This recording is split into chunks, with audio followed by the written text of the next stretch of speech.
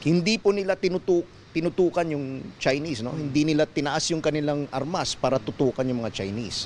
Kuha ang videong ito ng China Coast Guard noong May 19 sa nakasadsad na BRP Sierra Madre sa Ayungin Shoal na nasa loob ng Exclusive Economic Zone o EEZ ng Pilipinas.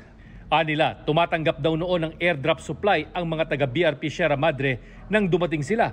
Sabi pa ng China Coast Guard, makikita raw sa video na tinutukan umano sila ng baril ng ilang mga sakay ng BRP Sierra Madre. Sagot dyan ni AFP Chief of Staff General Romeo Brawner Jr., hindi ito totoo. We are denying, no? Nakausap po namin yung mga sundalo natin dun sa BRP Sierra Madre. Hawak-hawak lang nila because of that right to self-defense. Bukod sa karapatang magbitbit ng armas ang mga sundalo sa isang military ship, masyado na raw lumapit ang mga rubber boats ng Chinese Coast Guard. Lumapit ng masyadong malapit yung mga Chinese dun sa ating BRP Sierra Madre.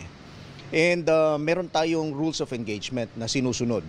Na kapag may mga ganyan na nakikita nila na maaring threat, no, ay they have the right to defend themselves.